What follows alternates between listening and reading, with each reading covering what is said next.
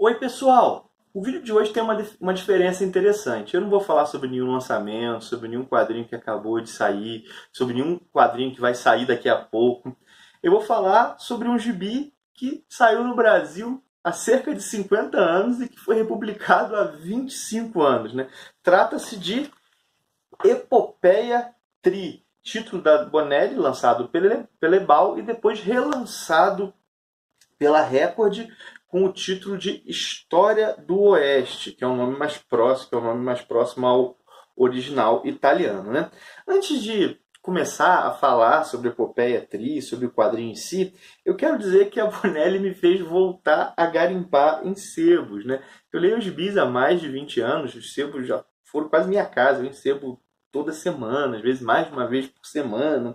E tem uns 4 anos que eu não procuro nada, né? Vez por outra aparece alguma coisa, alguém vendendo alguma coisa, outra que acha interessante, mas que eu não tenho essa busca mais ativa, né? Só que com a Bonelli eu me tornei um leitor iniciante. Eu não li nada do que foi lançado no Brasil e tudo é novidade, né? A novidade de hoje ela saiu em 1970.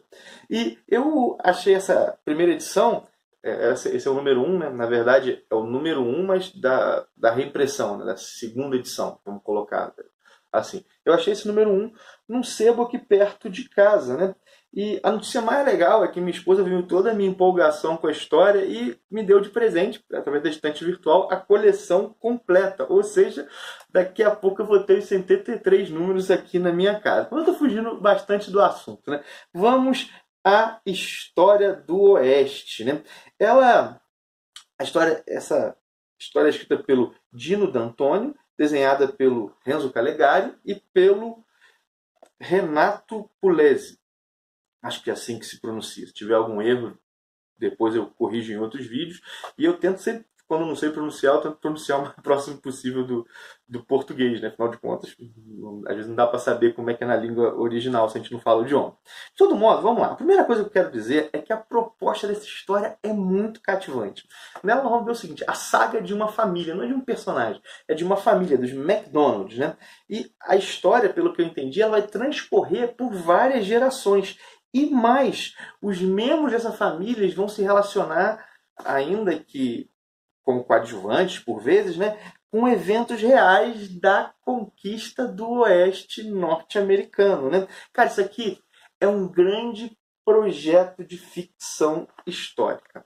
Nesse primeiro número, que começa a se passar em o primeiro ano, né, a primeira página da história, ela acontece em 1804. Nós vemos a chegada de um migrante, do Brett McDonald, chegando aos Estados Unidos, né? E o Brett logo chega aos Estados Unidos, tá lá, ele é um desenhista, quer fazer a vida no novo mundo, ele vê uma pessoa sendo assaltada e tenta ajudar e termina assaltado junto com essa pessoa, né? E essa desventura, ela se transforma em um grande golpe de sorte, porque aquela pessoa que estava sendo assaltada faz um convite, né? E esse convite é participar de uma expedição. Que expedição é essa? É a grande expedição Lewis e Clark. Essa expedição ela aconteceu de verdade.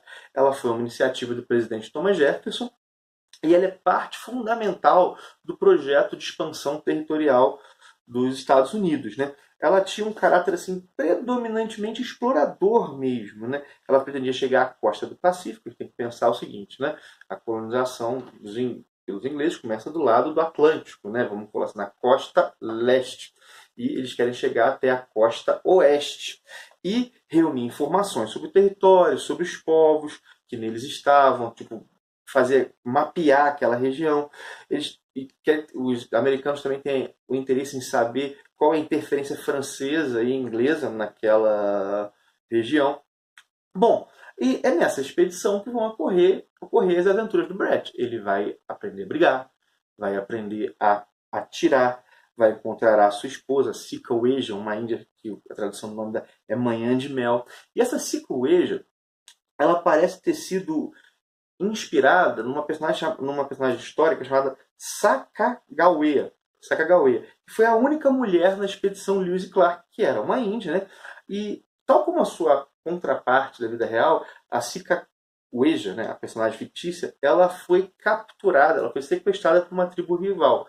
A diferença é que a Cacoeja, né? Ela auxiliou o Brett quando ele estava prisioneiro de uns bandidos, colocar dessa maneira, e o Brett se apaixona por ela, ele tem que lutar por ela para conseguir casar com ela, né? Já a personagem da vida real, ela foi vendida como escrava para um homem chamado Charbonneau. Bom, da união do Brett com a Cacoeja, temos o nascimento do Patrick, logo no final da história, né? E com certeza esse Patrick vai ser importante nos próximos volumes.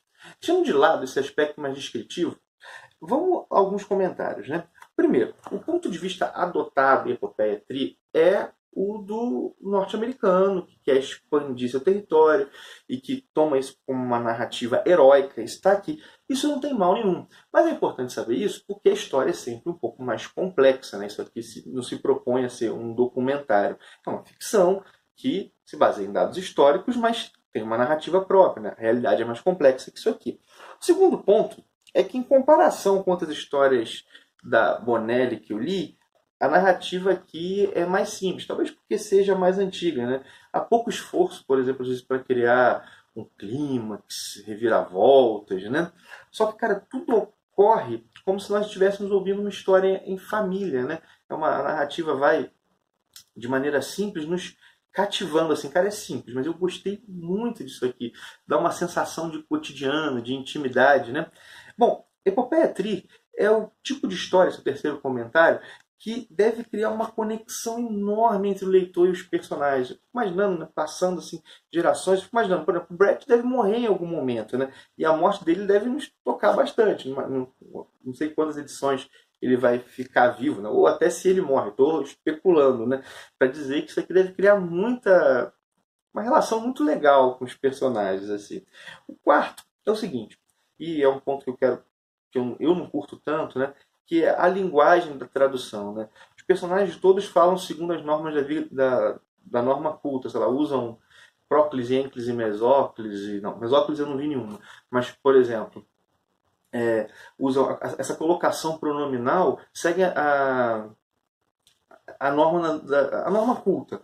Vamos colocar assim, pegar um exemplo, né? Eles deverão dar-nos. Os personagens falam assim, pois são personagens rústicos, né? Então isso torna um pouco menos convincente aquele personagem. Ele não devia falar assim. Isso pode ser algo da tradução, sei que isso é um pouco da época também, mas eu imagino que uma tradução mais recente atualizasse isso e ficasse mais legal. De todo modo, é um detalhe, mas achei que valia a pena mencionar. Agora, no meu caso, é esperar os próximos volumes para poder continuar lendo a história da família MacDonald, né? E o seguinte, eu pensei em fazer, não sei se é comentários sobre todas as edições, mas é um negócio muito antigo, né? Eu fiquei em dúvida se haveria interesse. Então digam aí, se você acha legal comentar todas as edições de Epopeia Tri, bota aí nos comentários. Se houver uma boa resposta a galera a esse vídeo, eu vou tentar me planejar para comentar, porque eu gostei bastante da história.